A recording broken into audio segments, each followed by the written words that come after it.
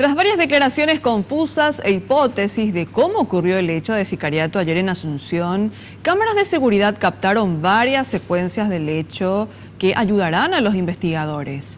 Los videos muestran el vehículo que al parecer fue utilizado por los sicarios para llevar a cabo el atentado.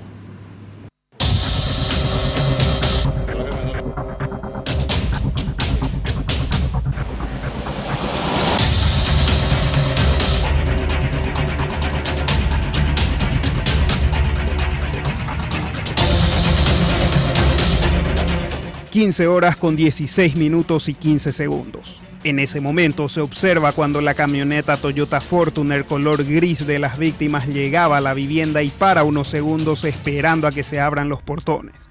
17 segundos después se observa una de las camionetas también de color gris que supuestamente utilizaron los sicarios llegando al lugar, hasta que en un abrir y cerrar de ojos ocurre la balacera.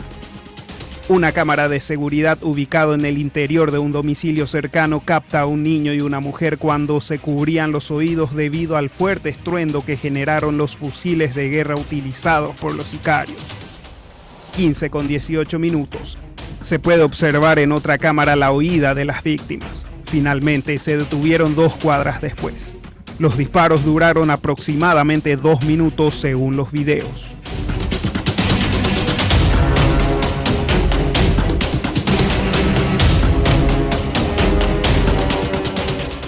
El atentado que conmocionó a la ciudadanía dejó como saldo 2 fallecidos y 2 heridos.